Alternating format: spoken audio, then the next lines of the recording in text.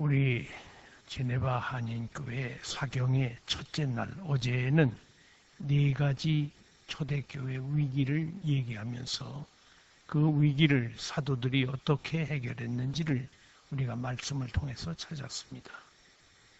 그 첫 번째 위기, 우리가 이미 배운 대로 개인주의의 위기, 두 번째는 박해의 위기, 세 번째는 강조할 것을 강조하지 못하고 엉뚱한 것을 강조하는 위기, 그리고 네 번째로 불가견적, 예수님이 눈에 보였다가 보이지 않는 성령이 오심으로 인해서 보이지 않는 것에 대한 위기, 네 가지 위기를 우리가 말씀을 통해서 배웠습니다.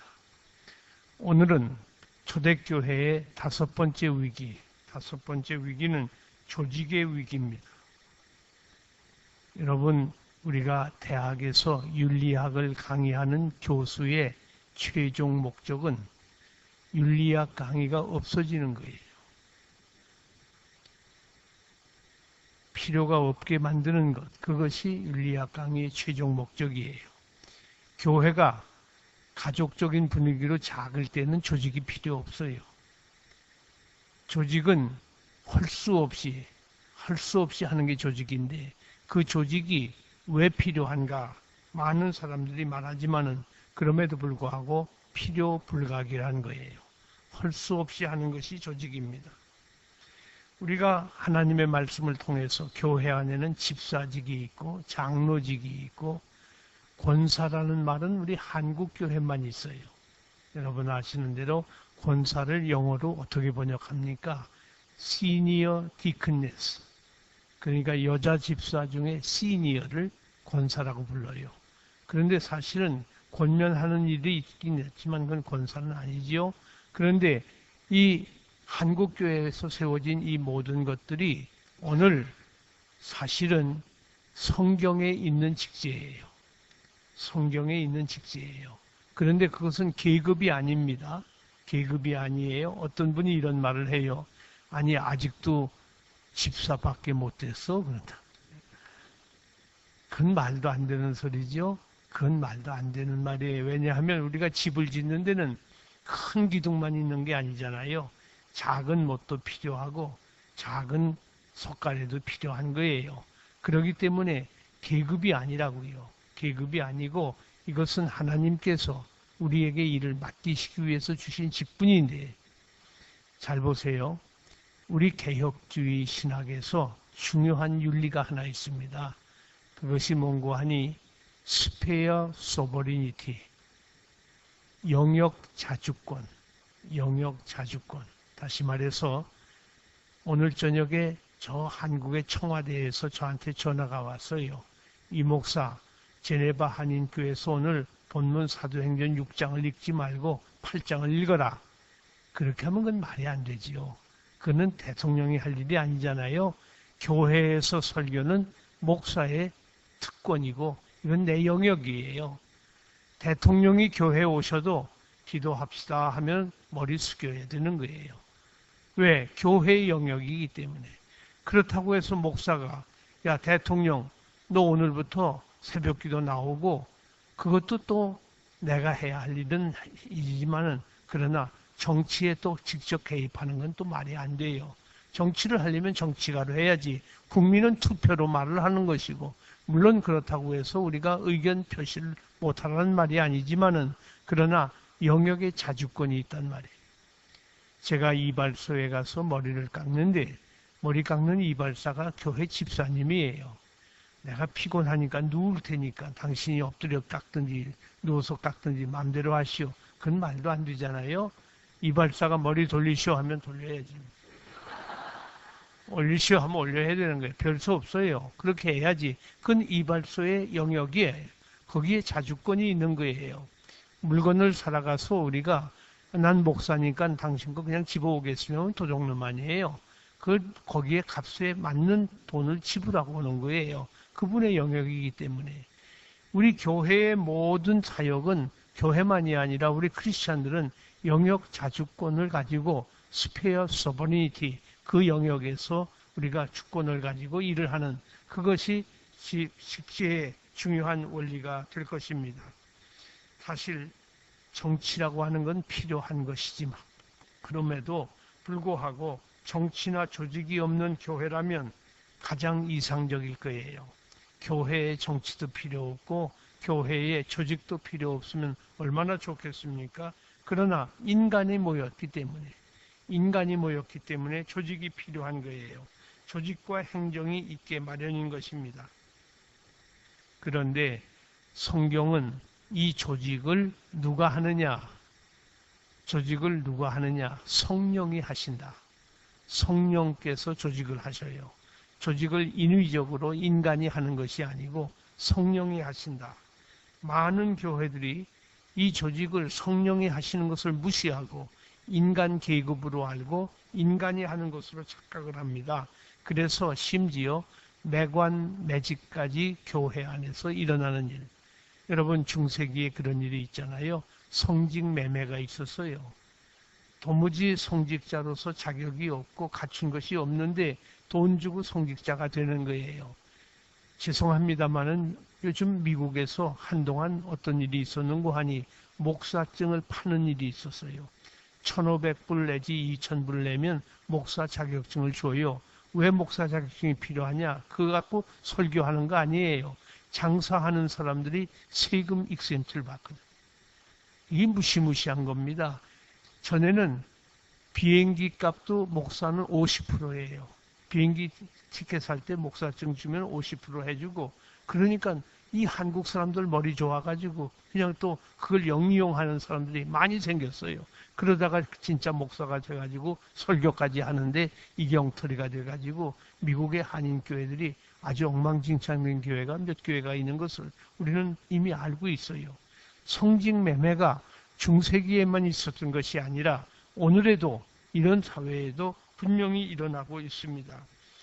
오늘 많은 사람들이 이 목사를 택하고 장로를 택하고 혹은 집사를 택하는 일에 어떻게 생각하는고 하니 우리 인위적으로 사람적인 내가 좋아하는 사람 뽑자. 내가 어떤 지역에 속한 사람이니까 내 고향 사람을 뽑아야지. 내 동창을 뽑아야지. 뭐 이러면서 또 투표를 하는 경우도 있잖아요. 교회 안에 투표를 위해서 얼마나 선거운동이 치열한지.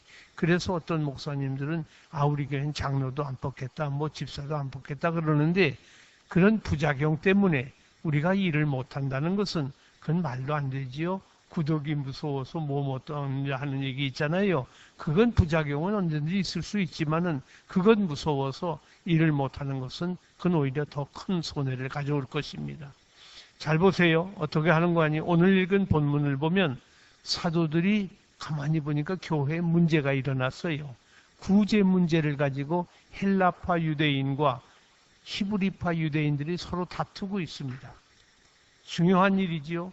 교회에 분쟁이 생긴 거예요. 그래서 사도들이 이것은 우리가 해결할 문제가 아니고 집사를 뽑아서 해결하자. 그래서 집사를 뽑은 거예요. 집사를 뽑았는데 놀라운 것은 오늘 성경에 그런 말은 없지만 많은 성경학자들이 공통적으로 대답하는 말은 7 집사의 이름을 연구해 보니까 7 집사 전부가 다 헬라파 유대인이에요. 만일에 우리 같으면 이런 법이 어디 있는가, 이런 엉터리가, 우리가 지금 서로 다퉈서 집사를 뽑으려면 공평하게 최소한도 3대 4로 뽑던가 아니면 3.5로 뽑던가 해야지. 아니 이런 법이 어디 있는가 하고 우리는 항의할 텐데 성경에 그런 말이 전혀 없어요. 전혀 항의하지 않았어요. 왜 항의하지 않았는가? 중요한 말은 성경에 있는 대로 하면은 성령 충만한 자. 첫째 조건이 성령 충만한 자예요. 지혜 충만한 자. 두 번째가 지혜가 충만한 자. 세 번째가 그리고 칭찬받는 사람. 칭찬받는 사람. 세 가지 크라이테리아를 정확하게 제시해 놓고 그리고 투표를 했단 말이에요. 거기에 히브리파가 뽑혔든 헬라가 뽑혔든 그건 문제가 안 돼요. 왜? 기준은 이미 제시됐잖아요. 그리고 기도하고 뽑은 것이 결국은 헬라파 유대인으로 7명 전원이 뽑힌 거예요. 그러니까 당선된 사람이 누구이든지 간에 말하지 못하는 거예요. 불평하는 흔적이 없어요.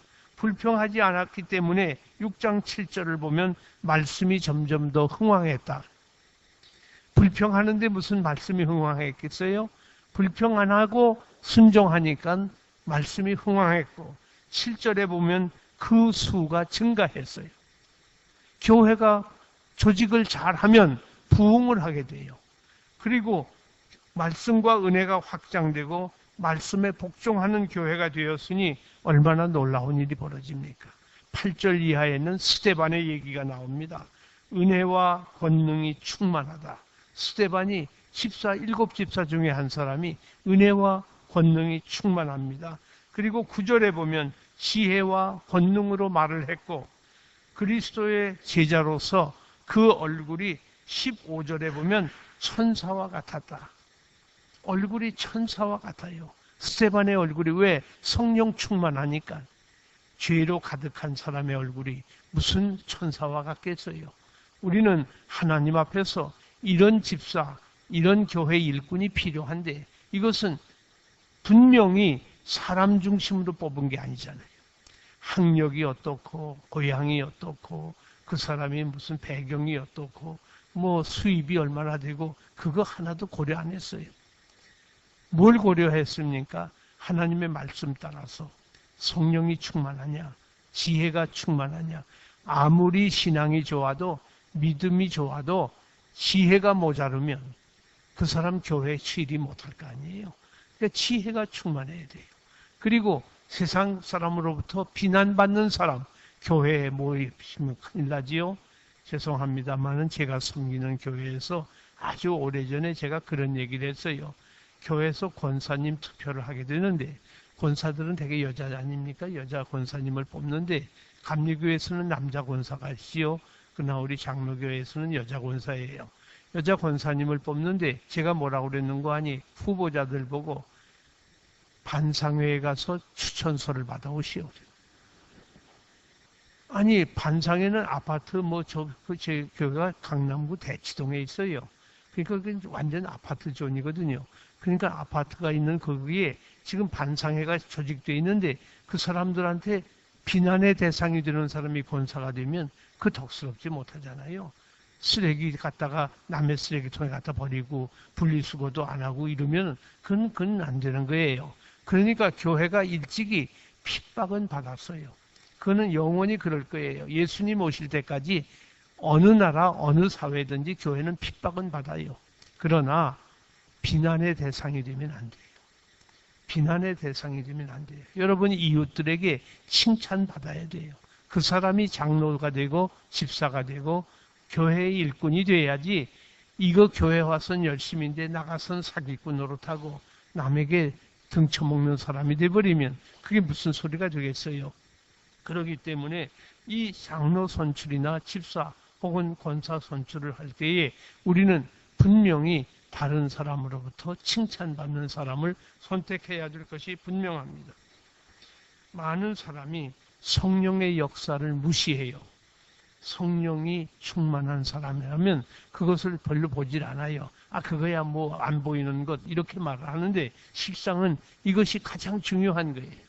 성령 충만해서 그가 하나님의 말씀을 따라서 살고 있는지 그것을 봐야 될 것입니다.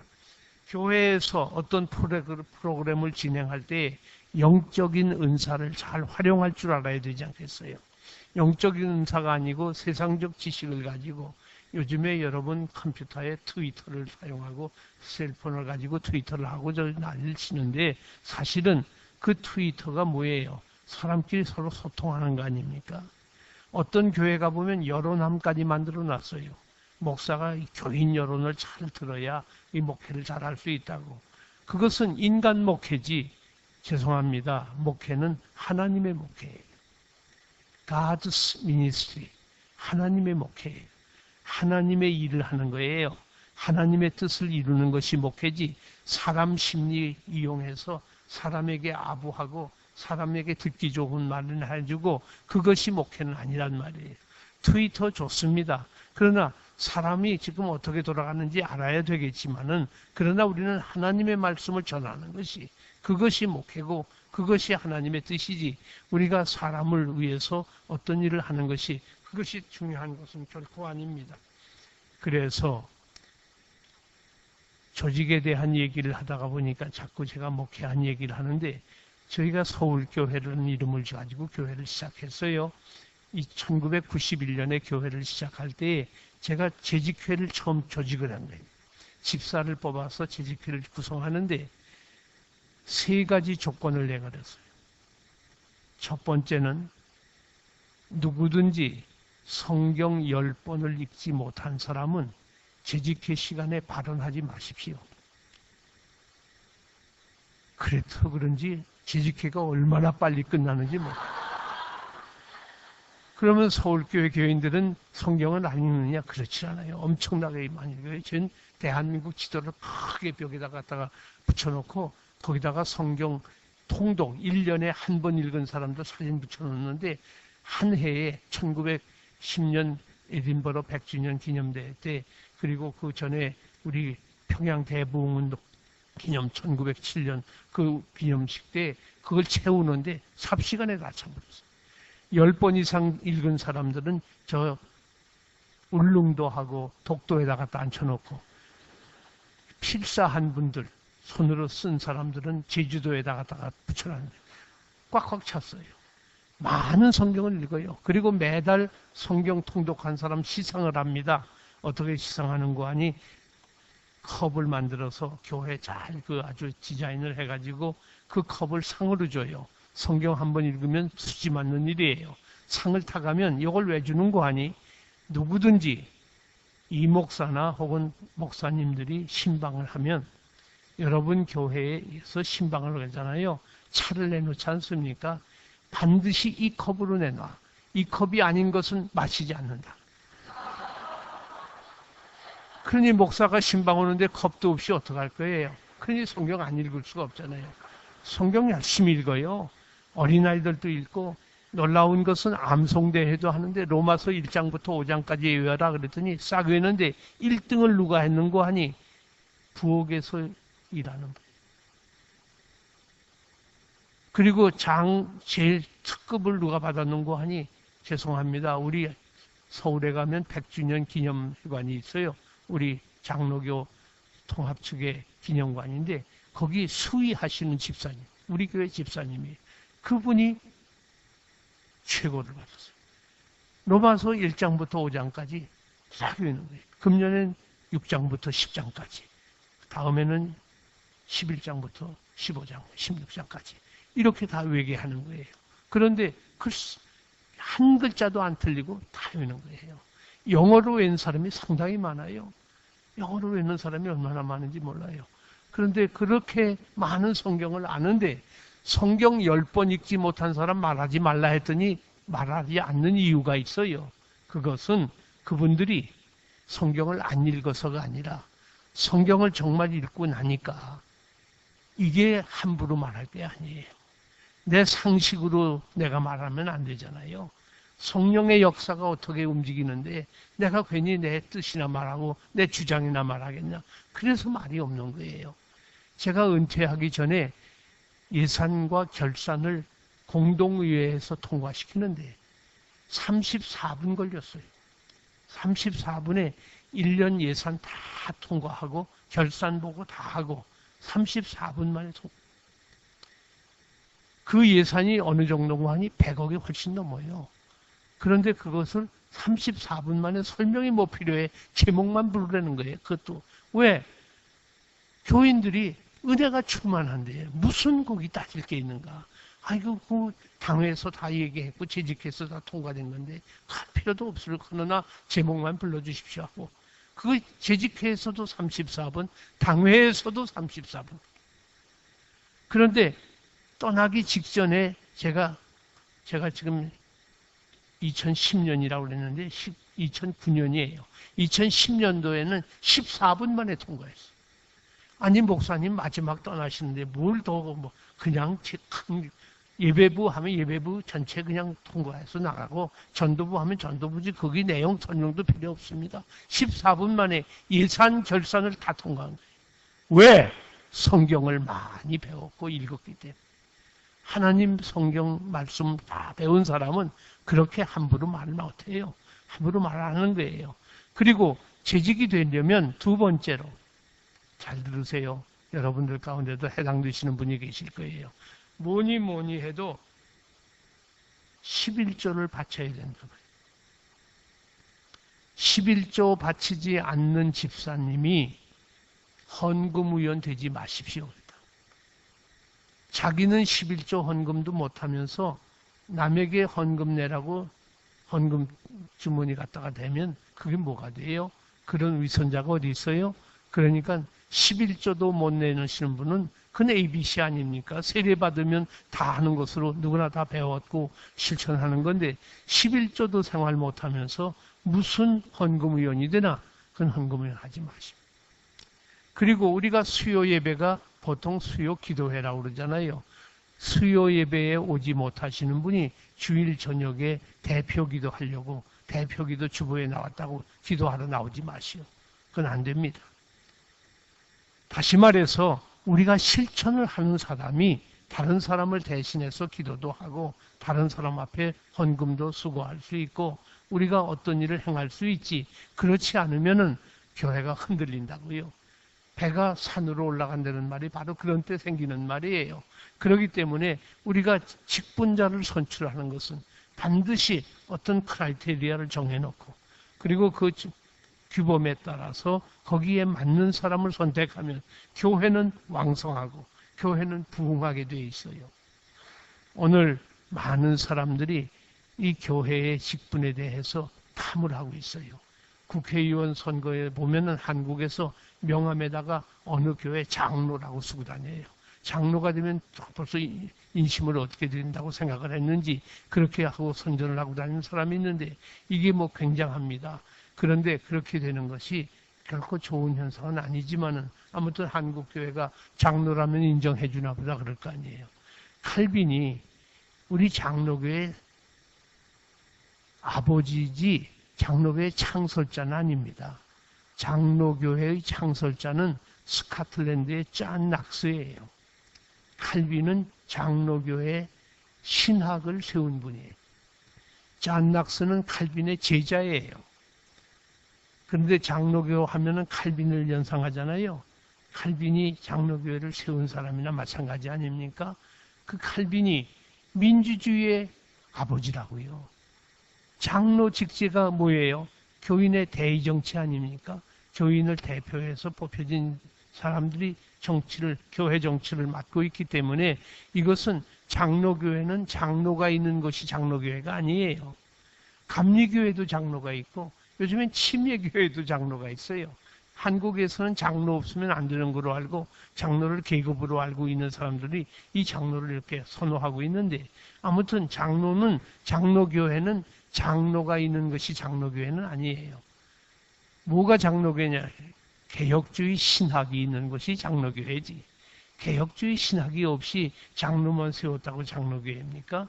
그런데 우리 이렇게 해외에 있는 교회 같은 경우는 연합교회 아니에요. 여기는 장로교인도 있고 감리교인도 있고 뭐 성결교인도 있고 다 있을 거예요. 여러 교파에서 한국에서 신앙생활하는 분이 오신 분들이 계실 터인데 어느 직제를 택할까? 그때는 성경대로 하는 게 제일 좋아요. 성경에 있는 제도, 성경에 장로제도가 있으면 장로제도도 만들고 집사제도가 있으면 집사제도도 만드는 거지. 성경에 우리가 있는 것을 우리는 연합교회니까 할 수 없다 하고서 그렇게 하면은 어떻게 보면은 좋은 것 같으나 당정의 화평은 이룰 수 있으나 그러나 교회 장구적으로 볼 때에는 결코 건강한 교회라고 하기는 어렵습니다. 그렇기 때문에 하나님 앞에서 말씀에 복종하는 교회가 되는 것이 중요하다. 오순절에 생긴 초대교회는 러닝 처치, 배우는 교회예요.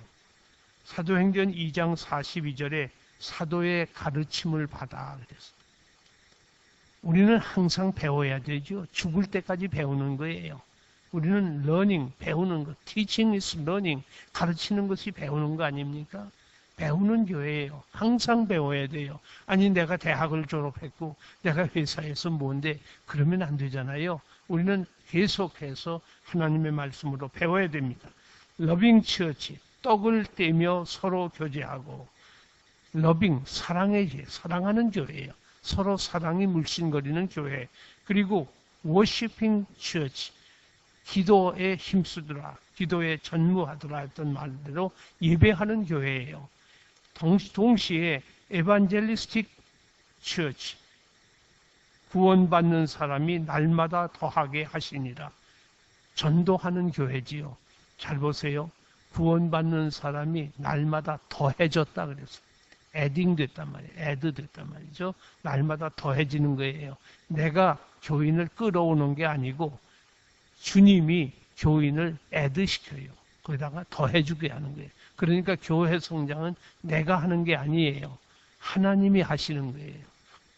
그래서 제가 조금 전에 God's ministry, 하나님의 목회라는 말을 한 겁니다. 그러니까 하나님의 목회는 하나님 중심으로 하나님의 뜻을 이루는 목회를 하면 되는 거 아닙니까? 하나님의 뜻을 이루고 하나님이 원하시는 것을 행하려면 무엇을 해야겠어요? 말씀대로 하는 거죠. 성경의 가르침대로 행하는 거예요.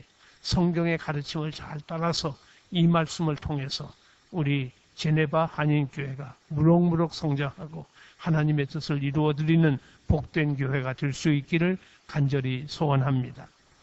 한 걸음 더 나가서 이제 6번째로 초대교회는 자기 동일성의 위기에 직면했습니다. 셀프 아이덴티티, 자기 동일성의 위기. 6장 15절에 보면 핍박받는 스데반의 얼굴이 천사와 같다. 핍박을 받는데, 고난을 당하는데 어떻게 천사의 얼굴을 할 수 있을까? 참 이상하잖아요. 그런데 스데반은 핍박을 받으면서 예수님처럼 살려고 노력한 사람, 예수님이 십자가에 죽으시면서 아버지 저들의 죄를 사하여 주옵소서, 저들이 자기의 하는 일을 알지 못합니다라고 기도하시지 않았습니까? 스데반도 똑같은 말을 해요. 저들을 사하여 주옵소서. 자기에게 돌을 던져서 자기를 죽이는 사람들을 향해서 용서를 해달라고 하나님께 비는 거예요. 그러니까 스데반은 자기 아이덴티티를, 자기 동일성을 철저하게 잘 유지한 사람. 심한 박해와 비난의 소리가 우리에게 들려질지라도, 타협 아니면 굴복을 강요당할지라도 우리는 자기 동일성을 상실하면 안 된다. 대개 핍박 중에, 굴욕 중에 많은 사람들이 손을 들고 자기 동일성을 상실합니다.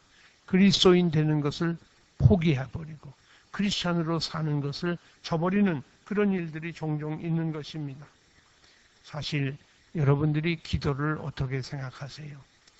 제가 미국에 있을 때 어느 환자 한 사람을 신방을 했어요. 환자를 신방하는데 다른 성도님들하고 같이 갔어요.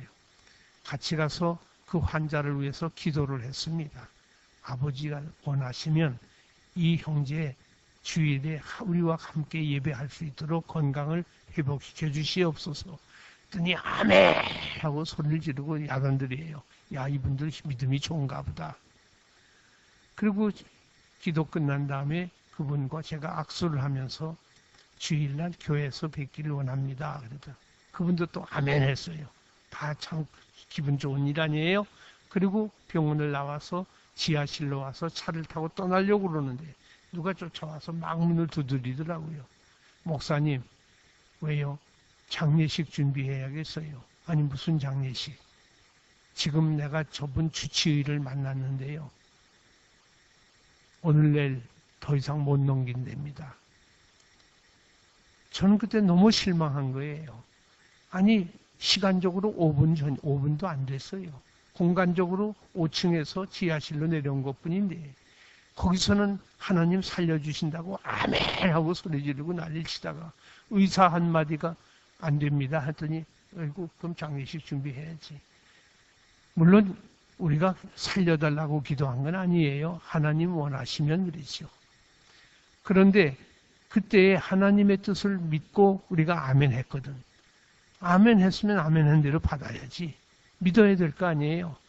믿음이 마치 칠면조처럼 하루에도 몇 번씩 믿었다가 의심했다 믿었다가 왔다 갔다 하는 거예요. 이게 뭐예요? 어떤 교회에서, 시골 조그만 교회에서, 미국에서 있었던 일이에요. 목사님이 온 동네 사람들과 같이 교인들과 같이 기도를 하는 거예요. 왜? 농촌 지역이니까 비가 안 오면 안 되잖아요. 비가 너무 안 와서 가뭄이 심하니까 비가 오게 해달라고 열심히 기도를 하고 특별 기도까지 하고 그랬어요. 이거 한 주일 내에 비가 안 오면 큰일 납니다. 하나님 한 주일 내에 비가 오게 해 주십시오라고 막 기도를 했단 말이에요. 그런데 토요일까지도 비가 안 오는 거예요. 한 주일 내에 비가 오게 해달라고 기도를 했는데 토요일까지도 비가 안 와요. 주일날이 됐어요. 사람들마다 다 교회에 왔어요. 예배 시간에 예배가 끝났는데 이상하게 요만 10살밖에 안 된 어린 소년 하나가 우산을 들고 온 거예요. 아니 이 맑은 날에 왜 넌 우산 들고 왔니? 그래요. 난 우산 가져왔습니다. 예배가 끝났어요. 돌아가려고 예배 끝나고 목사님이 문 앞에서 인사를 나누는데 갑자기 소나기가 쏟아지면서 천둥번개가 쏟아지면서 우렁찬 비가 막 쏟아지는 거예요. 이때 이 소녀는 우산을 탁 펴고 가는 거예요. 야, 너 어떻게 알고 우산 가져왔어? 아니 지난 주일에 목사님이 한 주일 내에 비가 오게 해달라고 기도하라고 그래서 다 기도하지 않았는가? 그런데 오늘이 한 주일 아니야. 그러니까 어제까지 안 왔으니까 오늘은 분명히 올 테니까 나 교회 올 때 우산 가져왔습니다. 누구 믿음이 좋은 거예요? 누가 똑똑한 사람이에요? 우리 기도하고 믿으라고 그랬으면 믿는 거예요. 그게 자기 동일성이라고요. 입으로는 믿고 입으로는 기도하고 입으로는 큰 소리 치는데 믿음이 없어요. 정말 하나님 앞에 내가 기도한 대로 믿고 사는가 말이에요. 그렇게 믿고 있는가 말이에요. 그 자기 동일성을 상실하고 있어요. 우리가 가늠하는 세대를 공격하고 우상 숭배하는 사람들을 거절하고 유대주의 전통의 굴레에서 벗어나려고 모든 것을 집어던진 그리스도인들, 초대교회 성도들, 그들이 미련해서 그랬을까? 우상 숭배하는 사람들, 그들과 대결하는 것 쉽지 않을 거 아니에요. 그들은 그것이 자기들의 신이라고 생각하는데 그걸 어떻게 공격할 수 있어요? 한국 교회가 초대교회에 선교사들이 들어와서 금주, 금연, 축첩제도, 첩을 얻는 것을 다 막았어요. 다 그걸 금했습니다. 얼마나 아름다운 거예요. 그런데 요즘에 어떤 사람들은 뭐라고 그러는 거 아니? 아니 술 먹으라는 말이, 술 먹지 말라는 말이 성경에 어디 있나? 아니 술은 보지도 말라고 한 말은 그건 아마 못 읽은 모양이죠. 술은 약으로는 먹으라고 했지만은 그러나 술은 보지도 말라고 그랬어요. 그렇기 때문에 우리가 이 술이라고 하는 것, 금주한 것, 금연은 그 당시엔 담배가 없었으니까 말이 없었지만은 이건 건강에도 나쁜 거 아니에요. 그렇기 때문에 이런 것들을 우리가 처음부터 반대하고 사회적 불의를 항거한 것, 세상이 잘못될 때에 교회가 항거하지 않습니까? 그 항거한 것이 분리주의자가 되어서 그랬을까? 교회가 아주 유아독존격으로 자기만 잘났다고 해서 그랬을까? 결코 그것이 아닙니다. 배타주의가 되어서 그런 것도 아니에요. 그것은 성경이 가르치는 교회가 무엇인지를 알고 있는 사람들이 자기 동일성을 지킨 거예요. 자기 동일성을 지킨 거예요. 그것이 중요한 거예요. 대단히 송구한 말씀입니다만은 저는 미국에서 안수를 받았어요. 미국 교회에서 제가 미국에서 신학 공부를 했기 때문에 언더그레이드 미국에서 했기 때문에 미국에서 안수를 받았어요. 안수를 받는데 목사 시험을 치는데 우리 한국하고 달라요. 히브리어 헬라어까지 치는 거예요. 히브리어 헬라어를 치는데 히브리는 그래도 신학교 성적을 갖다 대면은 A를 받으면은 그건 익센트가 돼요. 그런데 헬라어는 무조건 다 치는 거예요. 제가 신약 전공인데 아니 그래도 시험을 치라고 그래서 쳤는데 제 같은 클래스메이트가 그분 난 박사학위 받고 왔고 그분은 그냥 목사가 되신 분인데 그분이 시험관이에요. 아니 야 딱다리 내 앞에서 내가 뭘 묻지? 아 그래도 물으라고 그래서 제가 통과를 했는데 그 시험 다 그 어려운 시험을 목사고시를 통과했는데 마지막 플로어 테스트가 있어요. 노회원 전체 앞에서 이제 제가 테스트를 받는 거예요. 근데 어떤 분이 한국을 잘하는 분이에요. 손을 딱 들더니 하는 말이 네가 목사가 되면 세례식을 할 텐데 어떤 분이 사운드 닥트린, 건전한 교리를 고백했다. 그런데 알고 보니까 이 사람이 술을 마시더라. 그런데 그 앞에 이상한 단어가 하나 붙어요. moderately. 적당히 술을 마셨다. 적당히 술을 마시는데 이 사람이 세례를 받기를 원하면 내가 세례를 주겠느냐.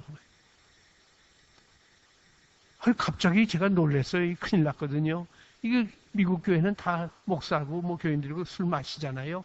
그런데 이걸 거절하면 어떡하나. 그래도 제가 안 된다 그랬어요. 왜? 나는 한국 가서 일할 사람인데 당분간 필요에 의해서 미국 교회에서 안수를 받지만 그랬단 말이에요. 그래서 비브리컬 레퍼런스를 해요. 성경 근거를 대래요. 그 성경 근거 몇 절 대서요. 자기들이 고민하기 시작하는 거예요. 자기들이 오히려 고민해요. 절 보고 밖으로 나가라고. 30분 동안 자기들끼리 토론하다가 다시 불러들여서 같은 질문을 또 하는 거예요. 그래도 안 되겠느냐? 그랬다. 또 나가라고 그래. 2번씩 쫓겨났어요. 3번째 가서는 그래도 자기들끼리 또 토론하다가 이재희 영박사라고 하는 구약의 아주 큰 박사가 있어요. 그분의 아들 되는 영박사가 또 아들이 있는데 그분이 쓴 Separated Life라고 하는 책을 저한테 주면서 이걸 읽고 일주일 이내에 성경하고 웨스트민스터 컨페션하고 이것이 일치하는지 아니 일치하는지 그것만 대답을 하라고 그래서 그날 저녁에 가서 다 읽고 밤 10시가 안 됐길래 노 회장한테 전화했더니 더 이상 말하지 말라고 해서 안수를 받았어요. 우리가 상황에 따라서 예스할 수 있어요. 나도 충분히 이해를 해요. 예스할 수 있으나 나는 한국 가서 노할 거 아니에요. 한국 가서 목회하면서 술 먹으라고 나는 말 못할 거 아니에요. 그러면 여기서 하나 저기 하나 마찬가지니까 내가 목사 안수를 못 받으면 못 받았지 안 됩니다. 해서 노한 거예요. 그것도 성경적으로 근거도 있고 하니까 제가 그걸 갖다가 강력하게 제가 오히려 배팅을 한 겁니다. 여러분 이것이 대단히 중요한 말이에요. 여러분들 학교나 혹은 직장에서 자기 동일성을 상실한 사람들이 많습니다. 교회에서는 천사 같은 성도인데 직장에 가서는 아무리 봐도 크리스천 냄새가 안 나요. 크리스천이 아니란 말이에요. 그런 사람이 한둘입니까? 제가 어느 한국의 큰 회사에 설교를 하러 갔어요. 그룹 회장이 여러분이 이름 되면 알 뿐이에요. 그분이 좋은 장로님이기 때문에 자기 회사 전체 모아놓고 예배를 드리는데 그 예배 시간에 제가 갔더니 사장들이 15명 그 그룹의 사장들이 몰려왔어요. 회장실에 들어갔더니 사장들이 앉아서 다 인사를 하면서 저한테 명함 내고 뭐 별 사람이 다 있어요. 그래서 예, 난 안무개입니다. 했더니 어떤 분이 아이고 이씨 종씨네요 그래요. 참 이씨 보고 종씨라는 사람 또 처음 들어봤어요.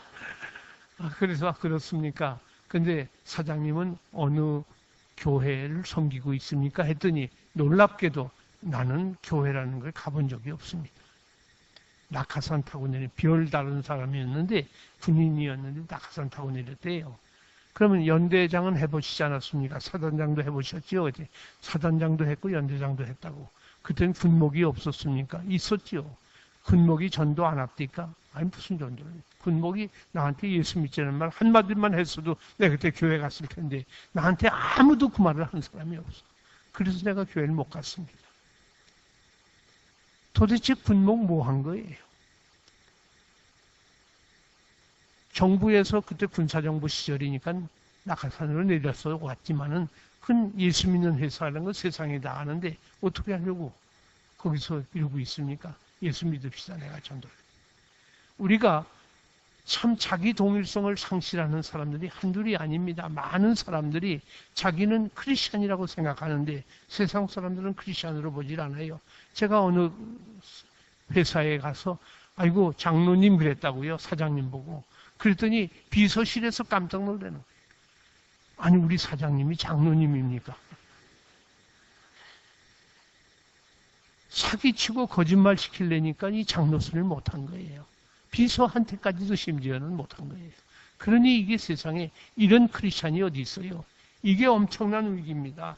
이것이 오늘 우리 사회에 엄청나게 많은 일들을 일으키고 있어요.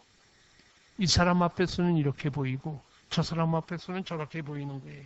자기 동일성을 상실한 사람, 순결성을 상실한 거지요. 동일성을 빼앗겨서는 안 됩니다. 동일성을 빼앗겨서는 안 돼요. 제가 미국의 저 서부에 어느 신학교에서 강의를 했어요. 그때 강의를 할 때에 한인교회에서 설교를 부탁해서 주일 설교를 했는데 예배 시간 끝나고 나가는 많은 교인들 중에 어떤 한 분이 딱 제 앞에 서더니 Who am I? 그래. 아니, 정신병자가 아니야. 아니 갑자기 Who am I? 내가 누굽니까 이거예요. 내가 내 이름을 어떻게 알아? 했더니 자꾸만 묻는 거예요. 그래서 담임 목사님 찾아봤더니 담임 목사님 상담이 필요한 사람이라고 상담을 해주라고. 그래서 목사님 방에 데리고 들어갔어요. 이분이 하와이 이민 3세예요. 할아버지 때 이민을 왔고 아버지 어머니도 다 미국서 나셨고 자기도 미국서 났어요. 유치원도 미국서 다녔고 중고등학교 대학까지 다 졸업할 때까지 자기는 미국 사람으로 알았어요. 자기는 전혀 다른 의심 없이 미국 사람으로 착각을 한 거예요. 그런데 교회를 갔더니 에이시안이라고 자꾸 에이시안이라고 그래서 이상하다. 왜 날 보고 에이시안이라고 하나. 거울을 보니까 정말 에이시안이거든요. 그래서 한인교회를 찾아온 거예요. 이 한국말 못하잖아요. 그러니까 한국 사람들이 저건 아메리칸이라고 저건 미국인이라고 자꾸 또 그러니까 거기서 또 밀려나가는 거예요. 그러니까 정신적으로 혼란이 생긴 거예요. 내가 누굽니까? 내가 누굽니까? 이거 정말 정신병 환자 아닙니까? 이게 거라사 광인이 바로 그거 아닙니까? 거라사 광인이 7 얼굴을 가진 그런 사람과 똑같아요. 이 사람으로 변했다 저 사람으로 변했다 왔다 갔다 하는 거지요. 자기 동일성을 상실한 사람이 정신병자예요. 오늘 많은 사람들이 자기 동일성을 유지하지 못하고 이걸 잃어버리고 있어요. 이게 남자가 여자인지 남자인지 구분 못하는 여자가 남자 옷을 입고 다니면서 또 헤어스타일까지 남자처럼 하고 다니는 사람 있잖아요. 이 동일성을 깨는 사람이에요. 이건 안 되잖아요. 성경에 어떤 말이 있어요? 여자는 남자복을 입지 말라는 말까지 있어요. 그건 무슨 말인고 하니 자기 동일성을 상실하지 말라 그 말이에요. 하나님이 주신 자기 자신을 잃어버리지 말라는 뜻인데 그것을 알지 못하는 사람들이 이 세상에 얼마나 많습니까? 우리가 주님께서 주신 내 본분과 내 모든 삶의 원칙을 하나님의 말씀대로 사는 자기 동일성을 지키는 하나님의 자녀들이 될 수 있기를 간절히 소원합니다. 한 걸음 더 나가서 7번째로 초대교회에 당면한 또 하나의 위기는 위선의 위기, 위선, 거짓의 위기. 사도행전 4장 36절에 구브로에서 온 요셉이라는 사람이 있어요. 이 사람은 그를 가르쳐 사도들이 바나바라 불렀어요. 그리고 5장에 넘어와서 이 바나바라고 하는 사람이 사도들 앞에 헌금을 많이 했단 말이에요. 칭찬을 받았어요. 밭을 팔아서 바치니까 사도들이 칭찬을 했어요. 이 광경을 누가 봤는고 하니 아나니아와 삽비라라고 하는 부부가 앉아서 본 거예요. 아, 밭을 팔아서 내면은 칭찬을 받는구나. 그래서 인간적인 욕심으로 우리도 밭 팝시다. 예배 시간에 아마 옆에 있는 부인한테 그랬겠지요. 그러니까 부인이 뭐라고 그러니까 이 정신 나간 소리 안 된다고. 그래서 아마 싸움이 붙었을 거예요. 집에 가서 가정불화가 일어났겠지요. 결국은 팔기로 했어요. 팔았는데 판 것을 전부 바치질 않고 일부는 그래도 큰아들 장가 갈 때 써야 되니까 좀 둡시다 해서 뒤로 들렸는지 뒤에 남긴 거예요. 사도가 이걸 물은 거 아닙니까? 이것이 내가 밭판 전부냐? 예라고 대답해 버렸다. 칭찬받고 싶어서 거짓말을 한 거예요. 위선자가 된 겁니다. 결국 그 자리에서 직사하고 말잖아요. 이 말은 교회 안에 거짓은 옛날에도 지금도 미래에도 용납되지 않는다는 영원한 진리를 우리에게 가르쳐주기 위해서 주신 말씀이에요.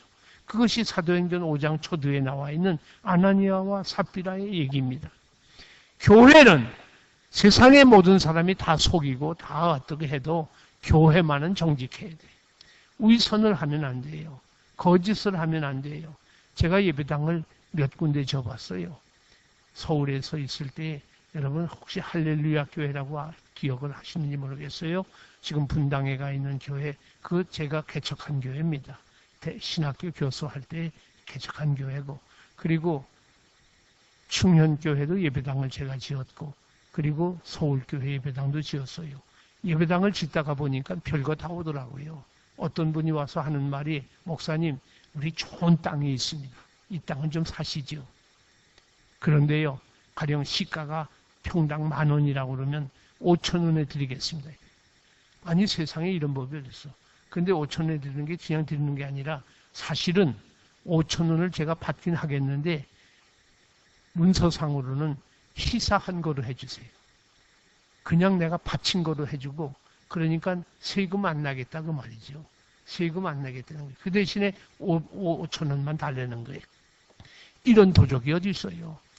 많은 교회에서 이런 프로포설이 오게 되면 뭐라고 그러는 거 아니? 하나님 은혜다. 이게 하나님이 우리에게 복 주시려고 이런 10,000원짜리를 5,000원에 주다니 이게 막 이러고 난리칠 텐데 어림도 없지요. 어림도 없잖아요. 교회까지 나라를 속이고 세금을 포탈하면 그 나라는 문 닫는 거예요. 그건 망하는 나라 아니에요. 그건 끝난 나라지. 그런데 많은 사람들이 거짓말을 시키고 있어요. 많은 사람들이 위선자가 되고 있어요. 자기 욕심 채우기 위해서 위선자가 되고 있는 것입니다. 정직하지 못합니다. 하나님 앞에서 정직하지 못해요. 여러분 칼빈이 여기에서 일하지 않았습니까? 칼빈의 가장 못도되는 말이 뭐예요? 코람데오예요. 코람데오 나전어입니다만은 하나님 면전에서 살자 그 말이에요. 정직하게 살자 그 말이죠. 위선자가 되지 말고 그리고 거짓말한 죄에 대해서 요한계시록 21장 8절에서 불못에 던진다고 그랬어요. 거짓말하는 자는 불못에 던진다. 아유 난 큰일 났네. 어저께 누구가 전화가 왔길래 우리 아이 시켜서 나 없다고 그래라 그랬는데 아이고 나 그냥 불못 들어간단 말이요. 그런 거짓말 말고 여기서 거짓말 성경이 말하는 거짓말은 예수가 그리스도라는 것을 믿지 않는 것이 거짓말이다. 이런 사람은 불못에 던진다고 그랬어요. 거짓말하는 죄는 불못에 던진다. 음란하고 간음한 죄와 똑같이 아주 무서운 단열에 섞여 있는 것입니다. 오늘날 많은 사람들이 죄송합니다. 우리 중에도 그런 사람이 있는지 모르겠어요. 양의 가죽을 쓴 일이 회칠한 무덤과 같은 가짜가 판을 치잖아요.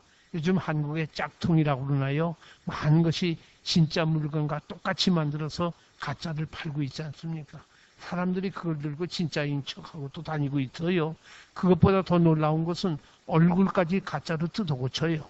얼굴 공장 수술한 것처럼 다 지금 수술해서 이게 이 사람인지 저 사람인지 모를 정도로 자기 아이덴티티가 안 되고 있고 무엇보다도 위선자가 되는 거죠.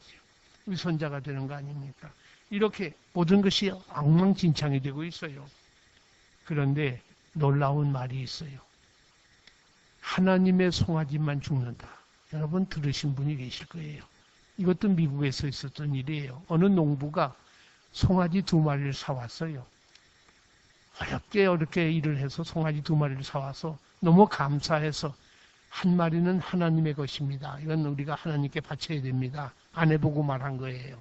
그리고 또 한 마리는 우리 아들 결혼식 때 씁시다. 이건 아들 겁니다. 그랬다. 그런데 두 부부가 그 송아지 2마리를 정성껏 키운 거예요. 그런데 어느 날 밤중에 천둥벼락이 치면서 송아지 한 마리가 죽었어요. 죽었더니 아침에 부인이 나가서 그걸 보고 깜짝 놀란 거예요. 여보, 하나님의 송아지가 죽었어. 언제든지 하나님 송아지가 먼저 죽는 거예요. 아니 세상에 이런 위선자가 어디 있어요. 어디 하나님의 송아지라고 표시를 해놨었습니까? 그런데 손해는 하나님이 보시고 내 건 아직도 있다 하는 거죠. 이게 우리 인생에 이게 참 부끄러운 일이에요. 만일에 저도 이렇게 지금 설교를 하고 있지만은 어떤 사람이 저를 일주일 동안 따라다니면서 필름을 갖다가 레코딩을 했다고 그러면 여기서 이걸 틀어버린다고 하면 전 여기 빨리 도망치고 여기 나타나지도 못할 거예요. 얼마나 위선자입니까? 우리가 얼마나 더럽습니까? 앞과 뒤가 다르고 우리가 말하는 것과 행동이 다르고 우리 모든 것이 정말 엉망진창 아니에요? 인격이라는 말을 라틴어로 페르소나라고 그래요. 인격. 페르소나라는 말은 마스크라는 말이에요. 호랑이 마스크 쓰면 호랑이처럼 보이잖아요. 토끼 마스크 쓰면 토끼처럼 보이는 거예요. 그 인격을 빨리빨리 다른 사람 앞에서 환경 따라 변할 줄 아는 사람, 그 사람을 라틴어에서 인격자라고 그러는 거예요. 오늘 이 세상이 보는 인격자는 얼굴을 빨리빨리 잘 움직이는 사람, 참 미우면서도 해하고 웃고 아주 얼굴을 즐겁게 해주는 그런 사람들이 많잖아요. 이게 바로 위선이라고 성경은 분명하게 지적하는 겁니다.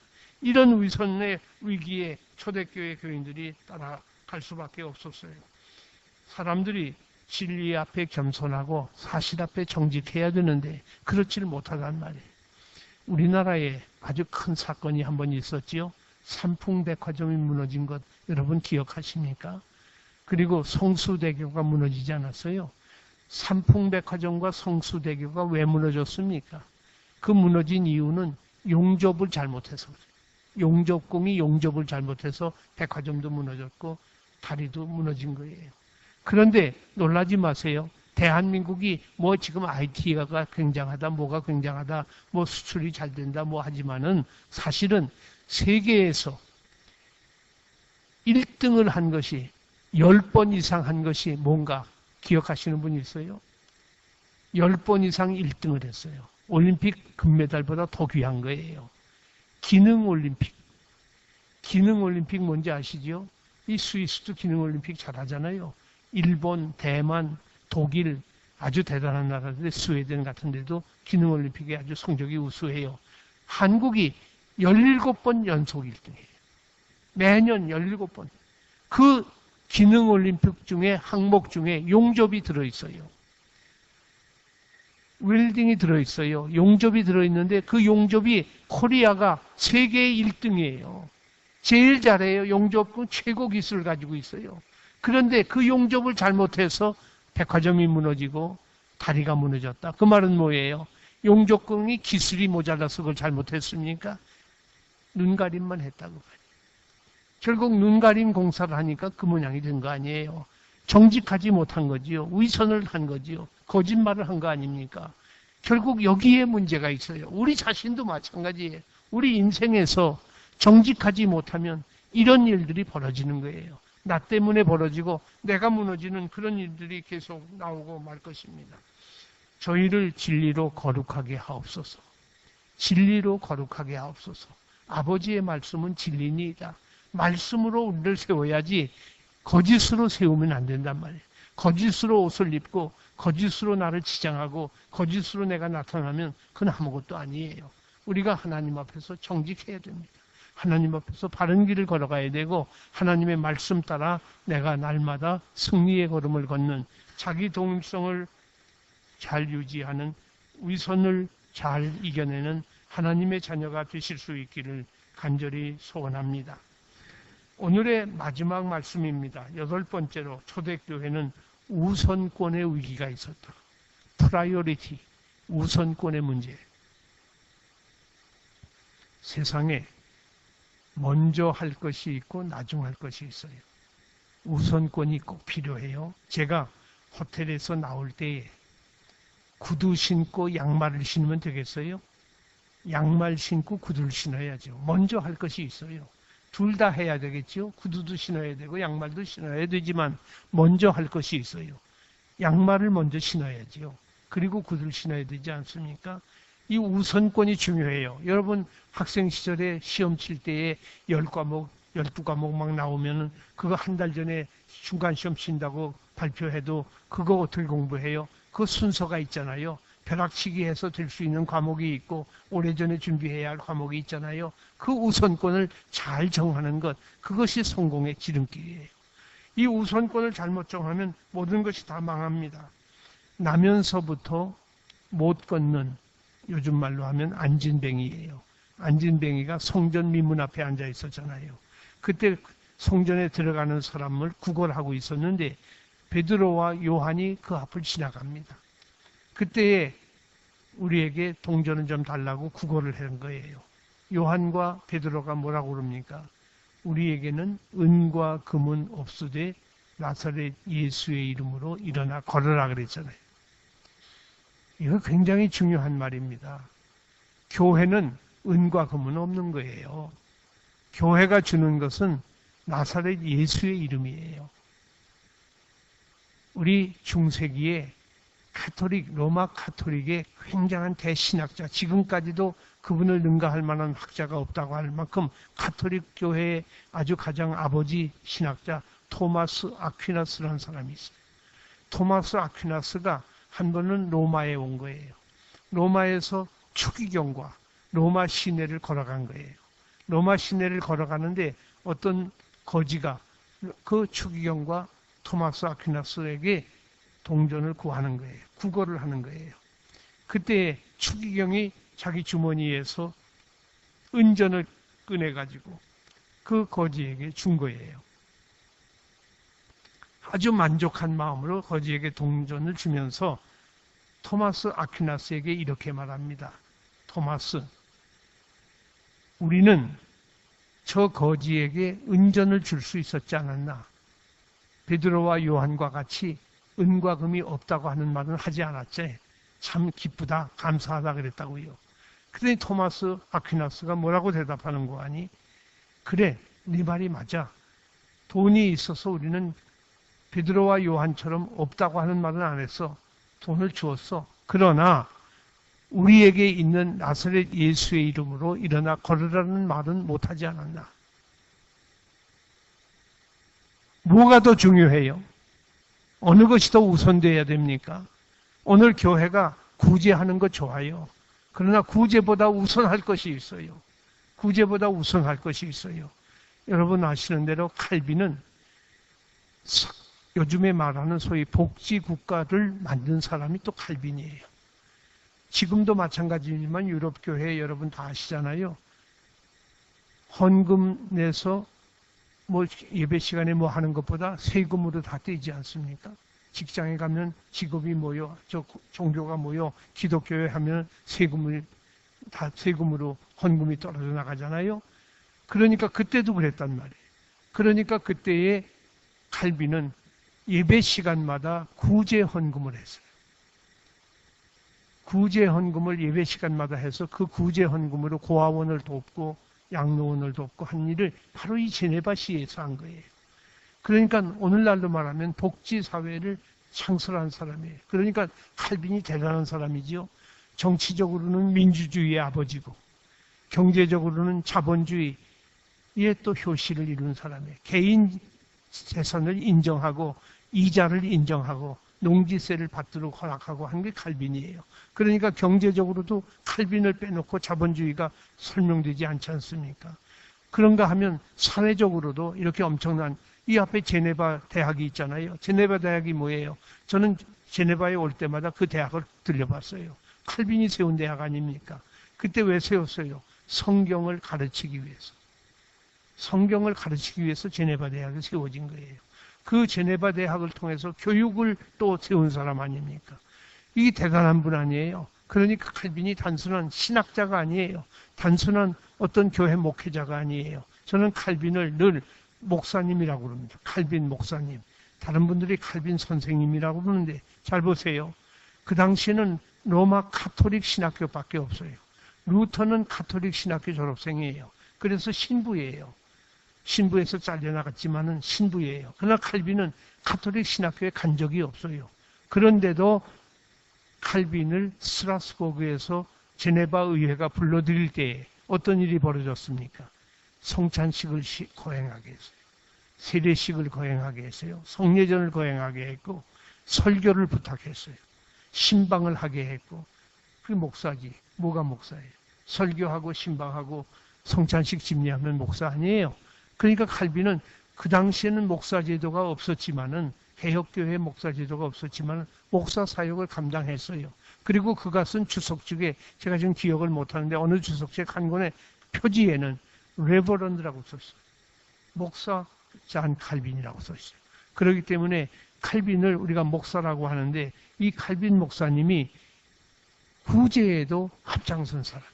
구제에도 크게 앞장을 서서 많은 일을 해서 교회가 무엇을 먼저 해야 될 것을 알면서 말씀 선포가 가장 중요하고 성례전 집행이 가장 중요하고 그러니까 칼빈이 가장 많이 사용한 용어 중에 하나가 그의 기독교 강요 가운데서 가장 많이 사용한 용어 중에 하나가 연합이라는 말이에요. 연합을 어떻게 설명하는가 하니 삼위일체의 연합을 강조하면서 예수님의 양성, 인성과 신성의 연합을 말하고 교회의 머리 되심과 몸의 연합을 말하면서 교회 연합을 강조해요. 루비콘 강을 건너서라도 연합할 수 있다면 나는 루비콘 강을 10개라도 건너서 가겠다. 그게 칼빈의 입장이에요. 그러니 얼마나 대단합니까? 교회가 연합하는 것이 이렇게 중요한 거예요. 연합을 강조한 칼빈이 중요한 것을 알았단 말이에요. 뭐가 중요한 거 하니? 하나님 말씀을 선포하는 것. 그리고 속례전을 바르게 집행하는 것이 먼저 중요하고 그러면서 구제사업도 하고 사회 개혁도 해나가는 거예요.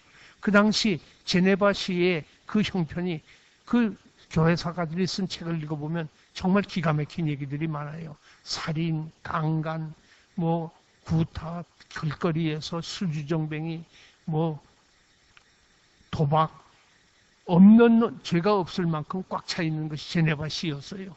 거기서 칼빈이 스트라스부르크로 다시 도망가기 전에 했던 그 설교 본문 그 다음을 계속 이어서 와서 설교를 한 것이 마침내 제네바를 뒤집은 거 아닙니까? 그러니까 제네바가 결국 말씀으로 새로워지는 놀라운 역사가 일어난 것이 저 유명한 칼빈의 종교개혁 운동이었어요. 그가 먼저 할 것을 안 사람이에요. 우선권 선정을 바로 알았기 때문에 먼저 너희는 그 나라와 그 의를 구하라. 먼저 구할 것이 무엇인지를 우리에게 알려준 거 아닙니까? 많은 사람들이 기도할 때 먼저 구하라는 건 잊어버리고 세상 것을 먼저 구하고 있어요. 자기 것을 먼저 구하려고 하고 있어요. 그런데 예수님이 분명히 말씀하지 않아요. 너희는 먼저 그의 나라와 그의 의를 구하라. 그리하면 모든 것을 더하여 주시리라.